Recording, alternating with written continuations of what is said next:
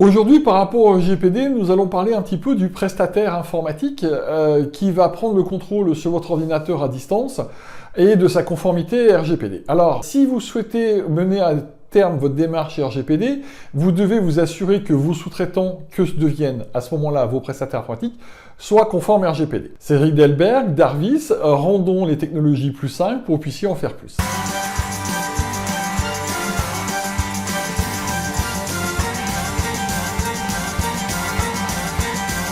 Alors, un prestataire, avant de pouvoir prendre la main sur votre ordinateur, avant de pouvoir vous aider, doit être conforme RGPD si vous voulez être conforme RGPD. Alors, c'est un petit peu une histoire de dire, mais alors normalement, tous les prestataires informatiques doivent être conformes depuis le 25 mai. Malheureusement, c'est pas le cas. Certains sont même en train de découvrir le règlement. Je suis même en train de travailler à accompagner certains prestataires informatiques vis-à-vis de leur démarche et ce qu'il faut qu'ils mettent en place par rapport à leur conformité RGPD.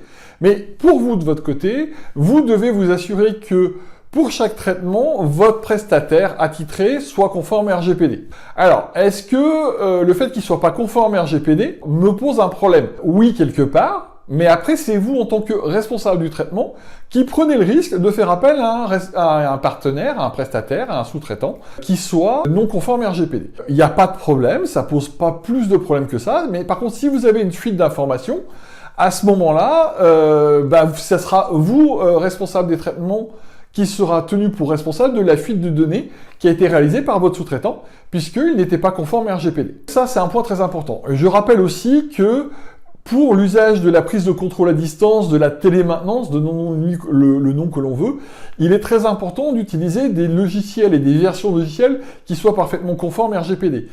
J'ai encore découvert la semaine dernière un prestataire qui utilisait, pour pas citer son nom, et c'est vraiment pas celui que je préfère, mais TeamViewer, qui utilisait la version 11 de TeamViewer. Cette version-là n'est pas du tout conforme RGPD.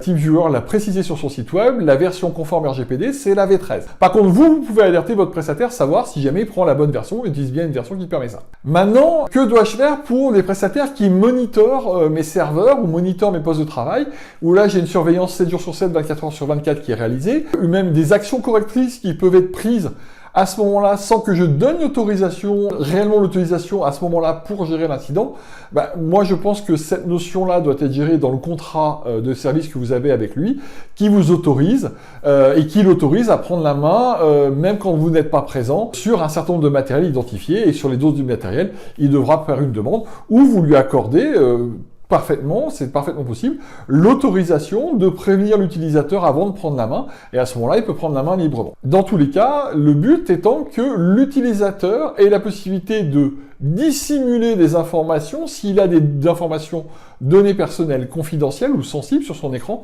pour pas que le prestataire puisse les consulter.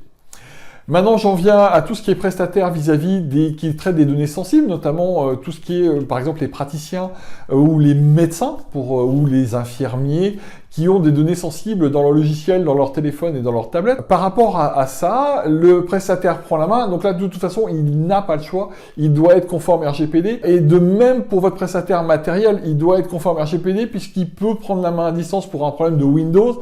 Et à ce moment-là, vous pouvez avoir des informations par rapport au patient que vous avez sur l'écran. Donc votre prestataire informatique, votre prestataire réseau doit être absolument conforme RGPD avant de lancer la moindre intervention. Donc c'était la petite parenthèse vis-à-vis des prestataires et de la conformité RGPD. Je rappelle que ce n'est pas obligatoire que votre prestataire soit conforme RGPD. C'est un plus s'il l'est. Alors il existe aussi des moyens, alors je ne vais pas l'aborder dans cette vidéo, des moyens de valider la conformité de votre prestataire. Je ne vais pas l'aborder dans cette vidéo, c'est pas l'objectif.